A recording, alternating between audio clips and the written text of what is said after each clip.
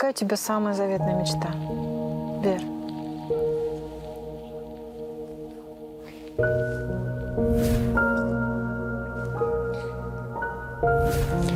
С братом увидеться.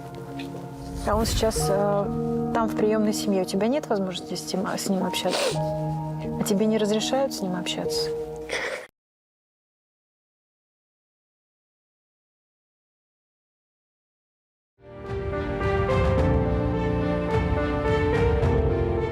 Здравствуйте, меня зовут Галина Теряева. Последние 6 лет я рассказываю о приемных семьях и детях-сиротах. Сегодня я расскажу вам историю, которая точно не оставит вас равнодушными. Подписывайтесь на мой канал.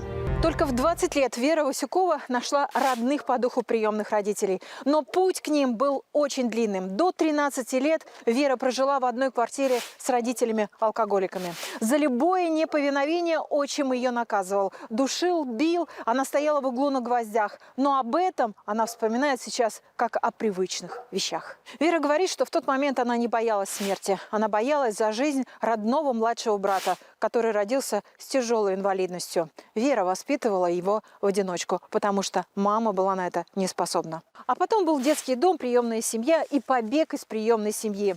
Но все-таки эта история со счастливым концом. Обязательно дослушайте ее до конца. Наташа рассказывает, что у тебя даже остались еще раны на ногах. Да. То, что ты стояла на гвоздях или что? Это правда? Да. У меня вот Можно? здесь есть большой. Вот он большой. Ого, да, глубокий. Это что такое? Это вот так ножом он пытался меня так сделать. Это тоже вот он пытался. Вот здесь вот есть вот от сковородки. Ну там уже зажило почти полностью. А так от сковородки, когда я маленькая была, он так сковородку поставил и прижгло. Представляете, вот пришла к Васюковым. Они тут выстроились все в рядок. Такие красивые. Я вас рада видеть. Привет. Ну что, мы проходим к вам, да? Конечно, Ой, ты моя красавица. Наталья, Алексей, 5 месяцев назад ваша семья увеличилась еще на одного человека. И я, честно говоря, была очень удивлена, потому что, ну ладно, там берут детей, да, младенцев берут, ну подростков, но 20-летняя девушка, как вы на это решились, и что произошло такое в жизни, что этот ребенок появился в вашей семье? Ну, несколько лет назад, примерно 4 года, это первые дети, которых мы захотели взять. Людмила и Никита. То есть это еще не было Ксюши и Не было Маши. И не было Маши, и не было Никого Ксюши. не было. Это первые дети, которых мы хотели забрать в семью. А Никита колясочник с ДЦП, сложный очень ребенок. Это брат. Да, брат. Вот, мы с ними общались в приюте или вот в детдоме. А где вы увидели? То есть где вы увидели о них информацию? Видели в передаче «День ангела». О них был снят ролик. Меня зовут Люда, мне 16 лет, и у меня есть младший брат.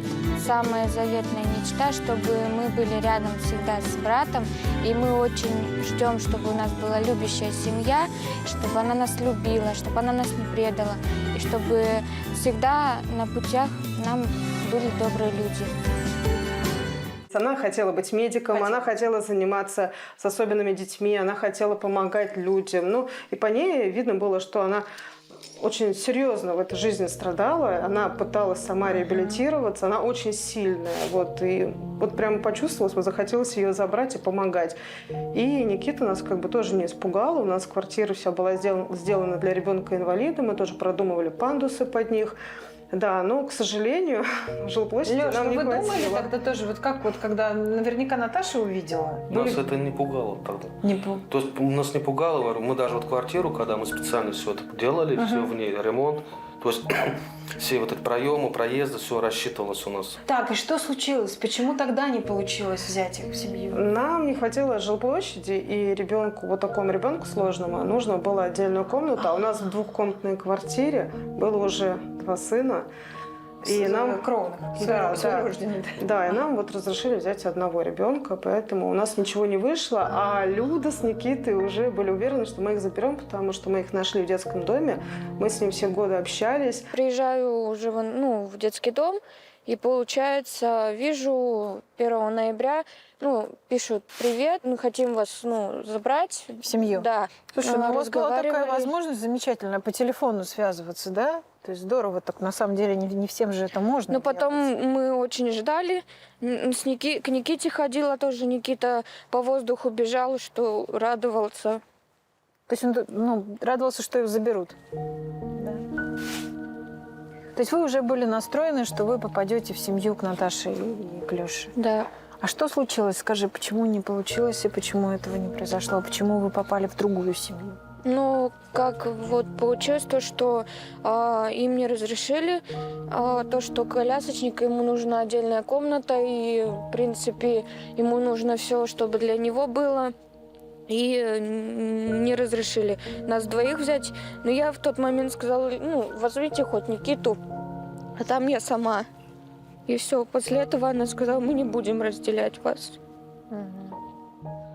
И я так понимаю, она хотела, чтобы вы забрали даже просто Никиту сначала Да, к себе. да. Но Мы не стали разделять. Мы просто не стали разделять. Она говорила: Никиту заберите, я вырасту, к вам приеду. Сложно было принять решение, но мы решили не разделять. И как вас нашла новая семья? Получается, с той семьей, которая вот сейчас Никита, мы уже 6 лет вместе общаемся. Получается, нас оформляли в детский дом, Выборгская опека. И в тот момент я позвонила, ну, в день «Дети ждут». Там, возможно, Анна, которая главная в «Дети ждут». Вот, я с ней общалась, и она мне позвонила, говорит: там есть женщина, которая много детей. А скажи, у тебя желание вообще было ехать в ту семью большую? Ну, сначала, да, что заберут нас, что мы выйдем в свет. А потом, когда уже прошел год и второй А вот ты год... приехала в эту семью, скажи, что ты увидела вообще? Ну, вот какие у тебя вот сейчас уже чувства и какие у тебя воспоминания о той семье?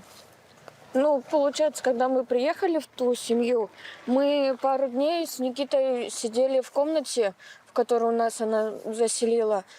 Вот, сидели с Никитой, и, получается, мы не выходили без разрешения, пока она нас не позовет, либо кто-нибудь там не придет за нами. Вот. Просто сидели в закрытой комнате? Нет, там можно было в туалет пойти, еще что-нибудь. У тебя какие там были обязанности, скажи? Что ты там должна была делать? Ну, получается, я ходила в колледж, потом приезжала, должна была помогать по тому, чтобы если там приготовить, еще что-нибудь.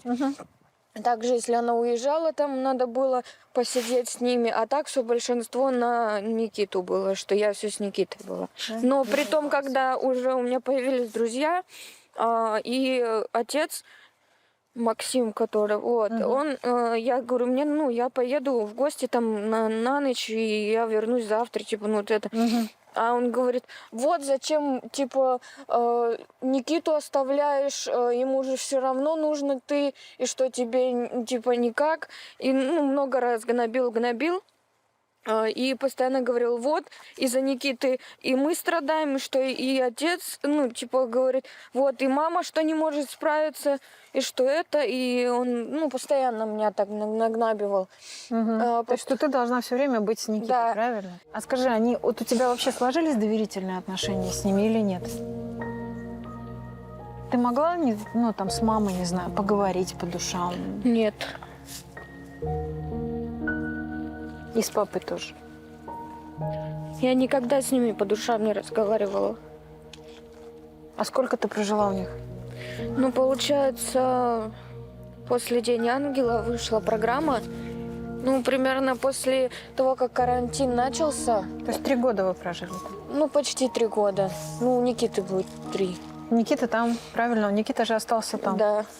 Наташа, как вы думаете, почему такая связь с Никитой у них? То есть она вот на самом деле как будто как мама по отношению к этому. Да, она заменила маму. Она нам рассказывала, что очень сильно любила своего отца, который умер, когда было ей 5 лет.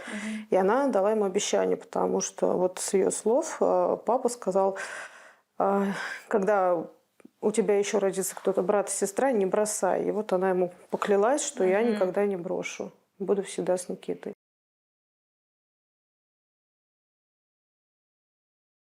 Давай немножко окунемся в твое детство и вспомним, как ты жила.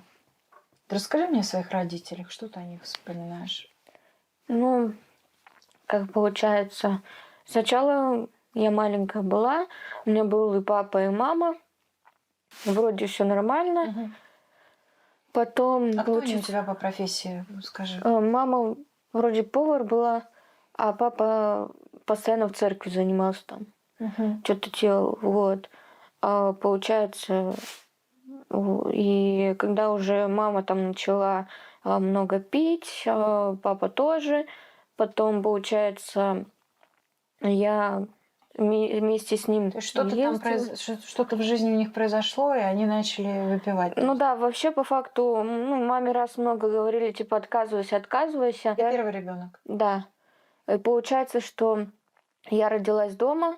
Ну, она и била меня, мама, и все, что только не делала со мной, все равно я всегда как хвост ходила за ней. Когда мне исполнилось 5 лет, папы не стало. Да, и после этого, получается, мама много пила, за мной не ухаживала. Я уже в школу пошла в 1 класс, в образовательную сначала школу. Я приходила домой, вижу, что мама постоянно пьет. Она начинала, если я что-то не так скажу, она начинала меня бить бляшкой, либо прудом вот этим, либо проводом, всем вот этим. Что она вспоминает вообще? Что этот ребенок пережил? Ну, она вспоминает даже мурашки сейчас по телу. Вот самое главное, вот ее слова были голод. Это вот во времена войны, да, вот дети голодные ходили, также она рассказывает, то есть я понимаю, она находилась среди людей, но она постоянно была голодная. То есть она ходила там в магазин какой-то тете молочка взять, какой-то тете геркулес взять. Вот мне некоторые подписчики тоже писали, что они ей помогали, они ее помнят, она маленькая, белокурая была, всегда какая-то грязная, избитая. Она гуляла с какой-то собачкой, получала 150 рублей, на эти деньги что-то покупала, несла брату, старалась больше брата накормить, сама ложилась голодная, желудок урчал. Ну, вот такая была история. А потом, когда вот про отчима тоже рассказывала, она вообще про него говорить не может, у нее сразу такая вся тревожность. Да. Расскажи вообще, что было в семье, какая была обстановка, как он к тебе относился. Некуда было бежать, я постоянно пряталась, он на меня и замахивалась чем угодно. А ты на гвоздях стояла, в смысле, как это? Ну, вот подушками этими. А как он ставил тебя на гвозди? Ну вот раскидывал их и ставил. Стул, гвозди и ставил меня. А тебе сколько лет было? Ну вот маленькая, в 4-м, в 3-м, вот так вот переходящая на 4 класс. Мне больно было, я плакала, и в принципе я говорю, мне больно, я хочу слезть. Он говорит, нет, если ты сейчас слезешь, я тебя отхлестаю. А на тот момент мамы не было. Я с ним осталась одна. И он был пьяный, ну, почти подат такой. Также много чего пытался вывести, что вот, типа, ты одна останешься, типа, вот, ты ненужная будешь.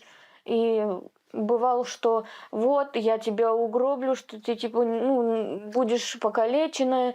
И много делал больно. Ну, она как бы много, конечно, не рассказывает, но мы понимаем историю, что это молодая девочка, это подросток, это взрослый мужчина, и он к ней, я так поняла, с ее слов, относился не как к дочке, и она сбегала зимой в тапках по снегу, иногда босиком, то есть она бежала без оглядки и переживала, что там остался брат. И она боялась, что он начнет ее избивать, брата избивать, и сама боялась вернуться. И как таковой там притон. Там было несколько мужчин, несколько женщин. Все пили бутылки. Она говорит, я просилась в детский дом. Нас, говорит, взяли. Потом назад вернули. Назад уже опять боялась ехать. И потом еще раз просилась в детский дом. И вот со 2-го раза, я так понимаю, их забрали в детский дом.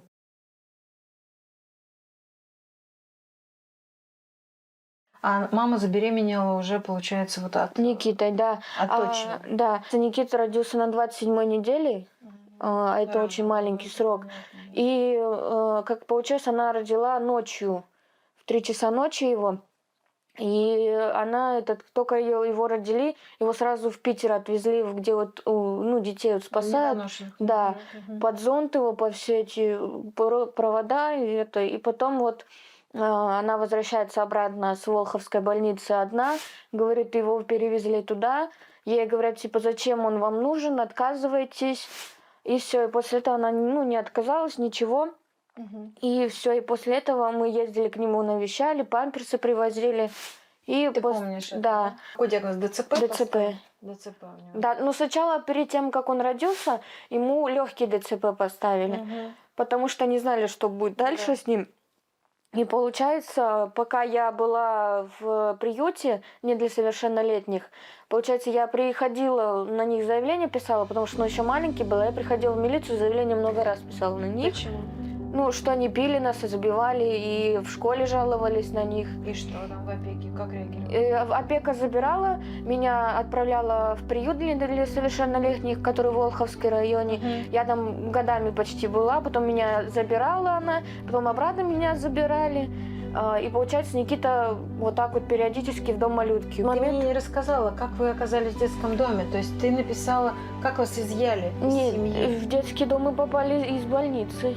Сразу. Я написала вообще, писала заявление в полицию, что, что я не хочу просто проживать в этой семье. А, ты сама писала? Да, я 3 раза в милицию ходила, писала. Ты искренне хотела уйти из семьи? То есть ты не хотела жить в этой семье? Нет. Я просто понимала, что и меня будут дальше избивать, и Никиту будут избивать, и что... Подожди, Никиту тоже избивали? Да, у него вот тут вот так вот были следы от того, что пытались задушить. На ногах вот тут вот так следы, здесь так вот были царапины все, на лбу вот тут вот так был синяк большой, под глазом было. Мы приезжаем в больницу, врач проверяет нас, раздевает, я раздеваю Никиту, держу его на руках, раздела, они говорят, что с ним? А он прям вообще худой был, и синяки везде были.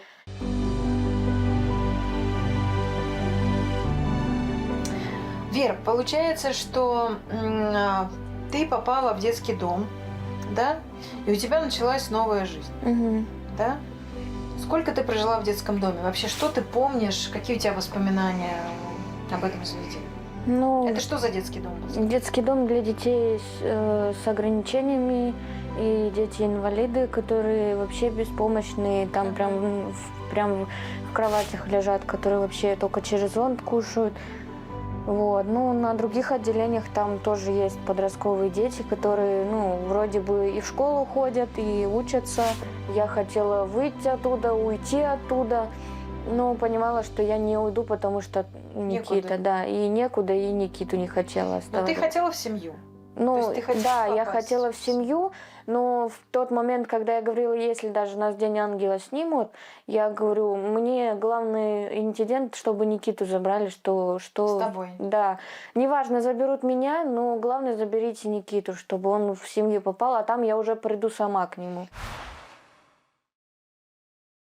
Хотите выглядеть красиво, стильно и при этом, чтобы было комфортно? У меня для вас есть находка. Бренд FOMATES. В ассортименте вы можете найти теплые, уютные повседневные костюмы, свитшоты, брюки, которые сочетаются с любым стилем одежды. Не упустите возможность быть в тренде. Заказывайте костюмы на Wildberries, ссылку оставляю в описании.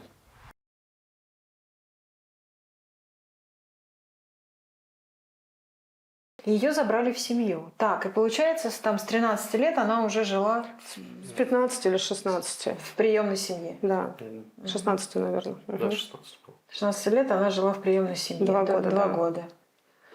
И потом? А потом вот она ушла. Пошла, как это правильно выразиться. Говорит, что хотела начать какую-то свою жизнь, чтобы заработать денег, чтобы решить с жильем и забрать брата. Вот все время плачет, переживает, очень хочет забрать брата. Как она могла пойти куда-то, когда она вообще не имела никаких навыков?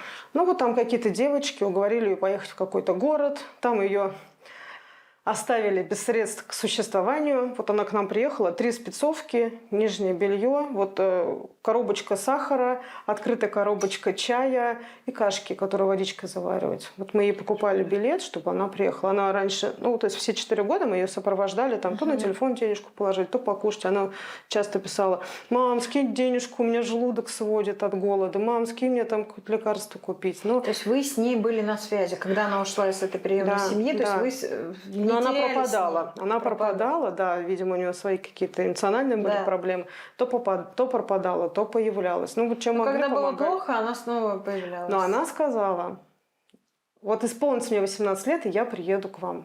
И она приехала. Первый раз она приехала, но, Да, она, первый раз но мы- она еще не планировала как бы жить с вами, да? То есть Ну, она- может быть, она и планировала. У нас были другие обстоятельства. Мы планировали помогать, как, ну, уже как-то как взрослому как человеку. взрослого. Мы воспринимали как бы взрослого человека, а не как уже своего ребенка. Ну, 18 лет, ну вот работать, да, там, поддерживать, помогать.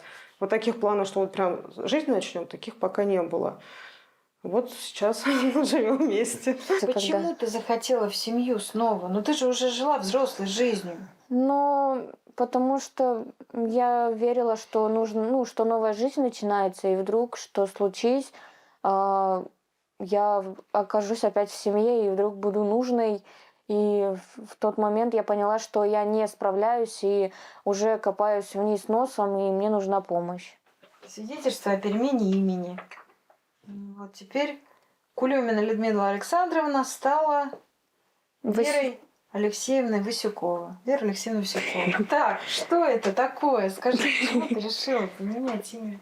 Ну, я верила, что мы соединимся с семьей, и что долго общались, и долго пытались, что все-таки должны добиться. И в тот момент, когда даже 18 лет мне было, когда я первоначально сюда приехала в гости, я говорю, ну и перед тем, когда мне 18 исполнялось, я говорю, я исполню свою мечту и приеду 18 лет сюда, навещу вас, и мы познакомимся, все. Я приехала сюда, потом я поняла, что мне здесь комфортно, и что я хочу, и все, и после этого все вот так вот, все бегом-бегом, все это закрутилось. И после этого я сказала, что буду Верой, и верила во все. То есть Вера имя от того, что ты верила? Ну, верила в жизнь, верила в лучшее и все, что будет рядом со мной. Ты серьезно, без лодки, ты сравнение серьезно, серьезно. Чуть выше головы.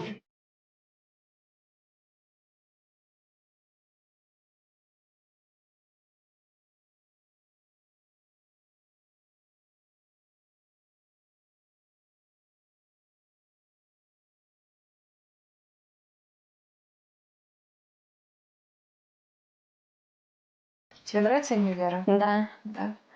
Меня уже все называют Вера, Вера, кроме мамы. И мама постоянно будет, говорит, позови Люду Веру, либо Веру Люду.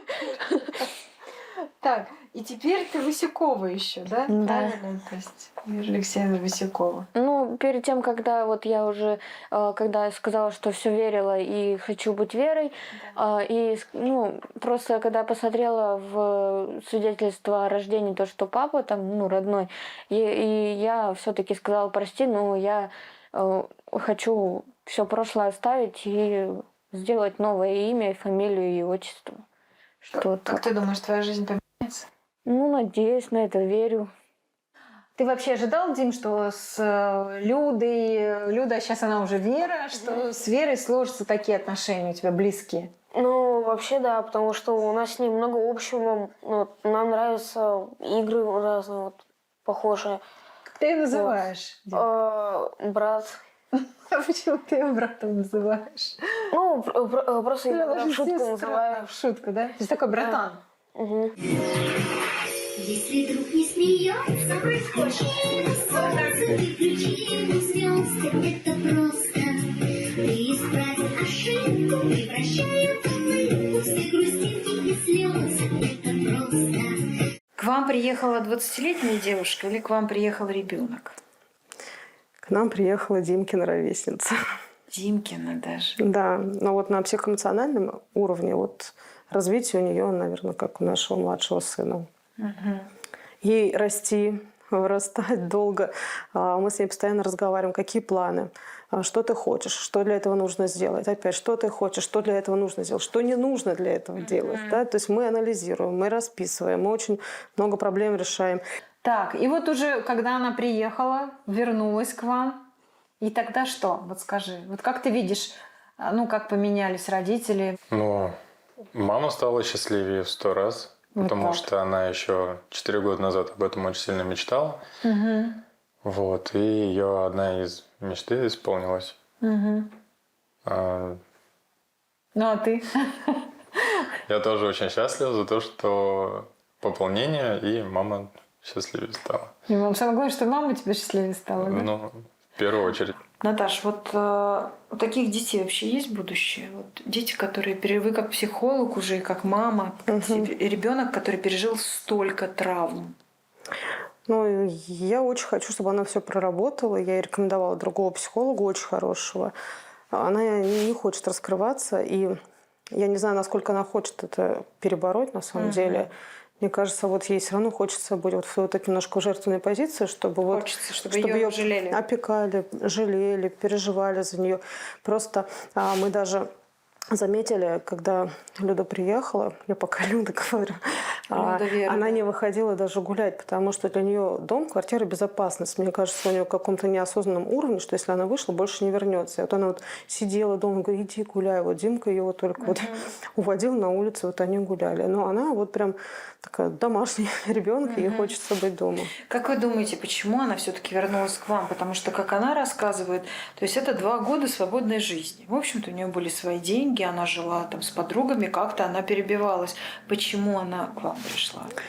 Ну, я думаю, что поняла, что справиться все равно без значимого взрослого сложно. Но сейчас мы решили все-таки дать ей эту взрослую жизнь. Мы будем снимать ей квартиру или комнату. И все будет под контролем. Но как контроль в плане наставничества. Мы будем смотреть, сколько она получила зарплату, куда она потратила. То есть заранее будем планировать. То есть научим ее там экономить, откладывать на какие-то цели. Да? Ну вот хотим попробовать, чтобы она вот жила одна, но с нашей поддержкой. Ей надо расти. Потому что у нас она просто становится няней для наших детей. А мы не хотим, вы знаете, использовать ее доброту. Да. В той приемной семье. Да, и она не хотела как бы от нас уходить, но мы ее не выгоняли. Мы просто показываем, что это твоя взрослая жизнь. И мы прямо сказали, ты там воспитывал Никиту, там воспитывал 15 детей, не знаю. Хватит. Вот надо закрыть эту потребность воспитывать. Слушайте, поживи для себя. Как правильно и верно. И ну, это с вашей стороны. На самом деле, другой бы наоборот сказал, ну вот няньку взяли, будет сейчас с детьми сидеть. Ну, я честно скажу, нам очень удобно. Но она не должна быть удобным ребенком. Она должна повзрослеть и стать взрослой, здоровой личностью. Конечно, нам удобно, я не спорю. Но мы так не хотим. Мы же ее взяли в дочери, а не в помощники и в няньки.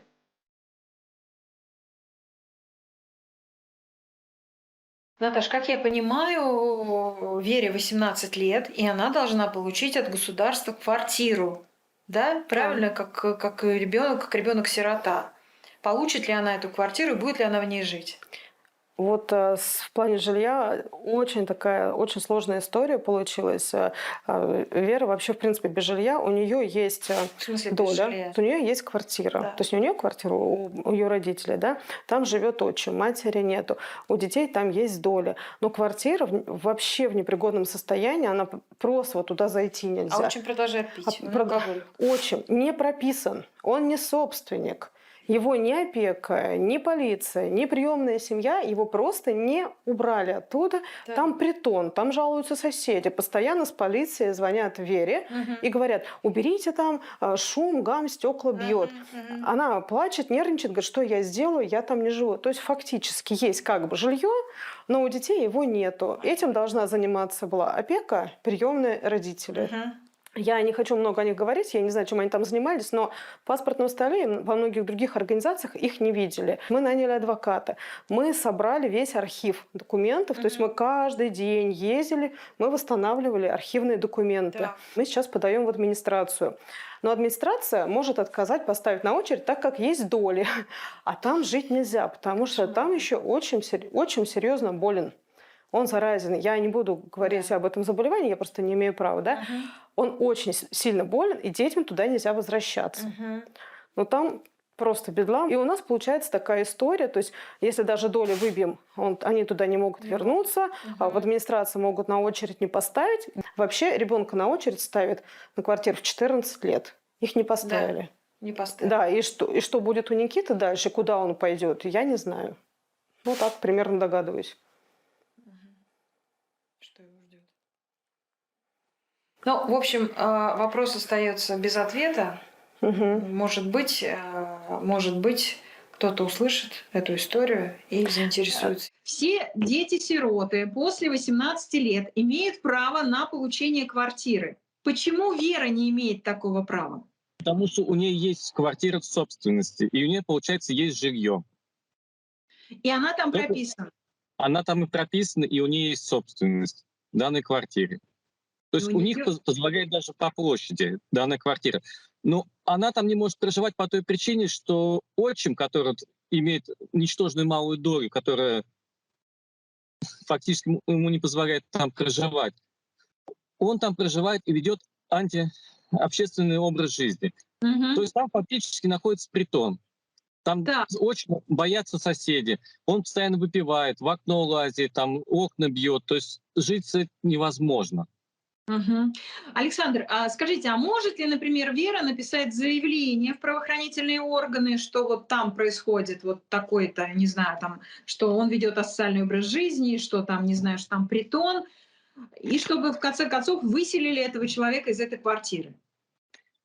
Написать заявление она может, но из-за того, что он сейчас оформляет наследство 1/9, то он пока что имеет право преимущественно там проживать.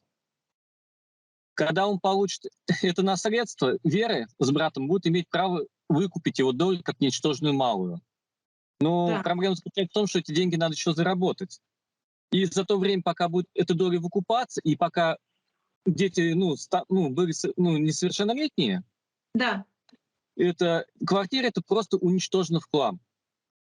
Извиняюсь за выражение такое. То есть там, понимаете, проживал не только один алкоголик, он туда водил целые компании. Они распивали, там за квартиру никогда не платили. Понятно. То есть это однокомнатная квартира. Да, Александр, неужели никто не может найти управы на одного алкоголика, в конце концов? Ну, это какой-то беспредел. ну, у нас закон защищает всех.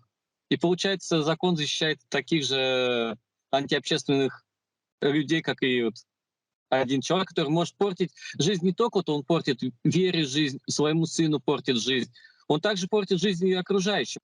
То есть парадокс. Сирота по закону имеет право на получение квартиры, но она эту квартиру получить не может, потому что у нее в собственности есть квартира однокомнатная, в которой живет алкоголик, да, и который просто с ним ничего невозможно сделать. Вот. Да,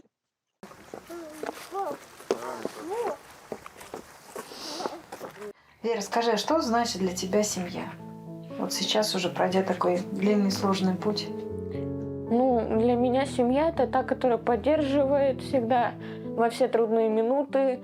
Даже если ты заболел, всегда будет рядом с тобой. В то же время и пройдут и горе, и радость. И также, если что-то не так, все это вместе можно окунуться во все.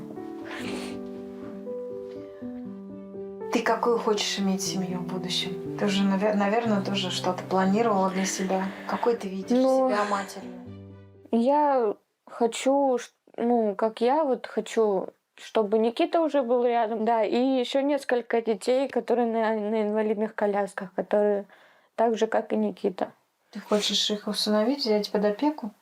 Ну, нет, не под опеку, а прям усыновить либо удочерить.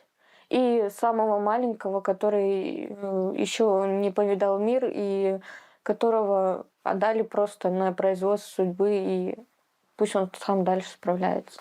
Угу. Ты думаешь, тебе хватит сил? Хватит?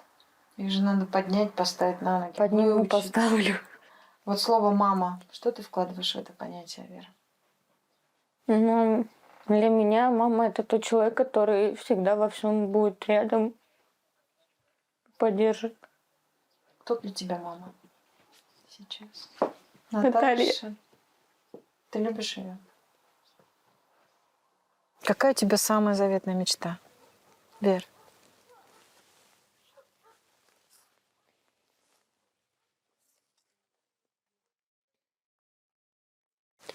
С братом увидеться.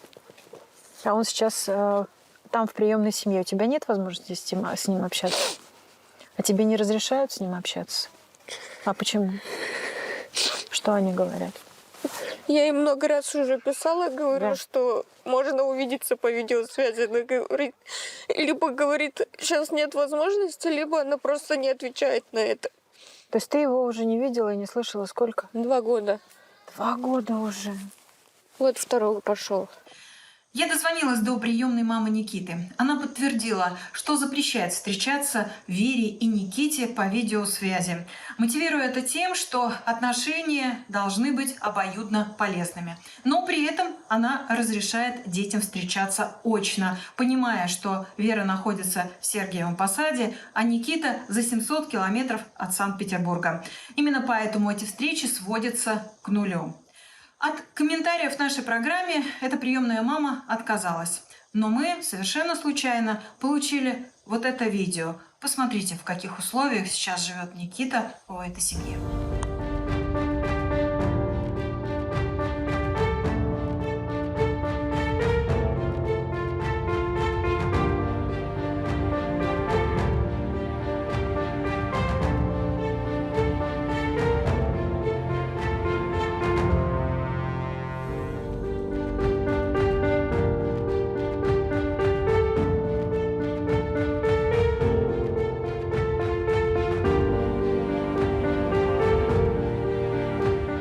Она стала дочерью, Наташа. Как ты чувствуешь? Ну, 4 года назад. 4 года назад. она Конечно, стала дочерью. конечно. Все 4 года она была дочерью, ну, просто мы не жили вместе. Насколько я смотрю, она очень хочет быть похожа на тебя. Она очень У нас должны быть одинаковые рубашки, одинаковые прически, одинаковые сережки мы даже купили. Что? Я уже иду в магазин, если что-то покупаю себе, Да. я понимаю, я не могу это купить только себе. Она хочет просто вот прям вот двойником моим быть, да. И волосы, вот цвет волос. у вас одинаковый. Да, у нас все должно быть одинаково. Ребят, но с появлением Веры у вас кардинально стала меняться жизнь. Вы стали расширяться. И вот мы уже практически в полуготовом доме. Да, и очень скоро все дети переедут сюда, и вы будете жить наконец-то в своем доме. Наташа, мечты сбываются, Лёш? Да, мечты, дом, хозяйство. Шли долго к этому, но пришли все-таки. Да. Вот, ребят, каким вы видите будущее свое, будущее своих детей? Уже, наверное, уже в новом доме. У нас все девчонки особенные, и на работу их не возьмут, и мы хотим научить их хозяйству. Сажать, поливать, ухаживать за животными. Хотим такую маленькую ферму, несколько козочек, курочек. То есть, да, научим их себя обеспечивать хотя бы питанием. Ну, я думаю, Обеспечивать себя, чтобы могли жить спокойно, не надеяться, что там работа день, чтобы сами себя могли обеспечивать. Вот скажите, вы такие опытные уже родители, да, и вот сейчас у вас взрослая дочь появилась. Насколько вот эти дети после детского дома, 18 лет, готовы к самостоятельной жизни, Наташа? Но если говорить про наших девочек, про особенных, тут, понятно, готовности нет. А вот про таких, как Вера, не готовы, конечно. Не готовы, потому что в детдоме, конечно, у нее была все-таки семейная жизнь, да, с родителями. А если, вот, например, ребенок вообще попадает в детский дом, они привыкают, что еду дают готовую. Они даже не понимают, что это готовится из каких-то продуктов. Да. Одежду дают готовую. Они не понимают, что надо стирать. Да? А если какую-то коммуналку платить, если еще и квартиру добиваться, еще какие-то серьезные вещи, там полис, в поликлинику записаться. А у них таких навыков, конечно, нет. А что делать? Как их научить? Вот они вышли 18 лет, как Вера, и вот пошла она где-то в хостеле жить, там непонятно где работать. Они же не приучены абсолютно. Ну, вот такие дети, по статистике, они погибают, уходят во вредные привычки, да, в наркоманию, алкоголь. И погибают. Многие погибают именно путем самоубийства, потому что они понимают, что, представляете, вот так в пропасть выпустили, да, то есть там тебя кормили, обували, а тут ты на улице не понимаешь, что делать. Почему ты плачешь? Теперь же есть семья, теперь есть мама. Вер. Я походу... Больно за себя? Больно за то, что столько прожила? Не, просто я с самого детства такая ранивая, всегда плачу. Ты мечтала, что вот у тебя будет такая семья, которая там о тебе там спрашивает, беспокоится, заботится? Мечтала. У тебя получается с тобой сейчас вот какие-то свои мечты реализовать? Ну, Чему-то научиться? ну да, где-то получается, где-то сама добиваться пытаюсь. Ну так у тебя какая мечта? Давай, самая большая. Кем ты станешь? Какой у тебя будет семья? Самая большая мечта это то, что вот медицинский, что хочу поступить очень. И в то же время, чтобы уже прям вот самая большая мечта, если прям из самых больших, чтобы Никита был рядом. Очень хорошая. Очень хорошая девочка. У тебя все будет хорошо. Все будет так, как ты задумала. Вот мы с тобой встретимся, даст Бог, через несколько лет. И ты скажешь, смотри, вот у меня это получилось, это получилось, это получилось. И все так, как я задумала. Хорошо? Давай, моя родная. Все, девочка.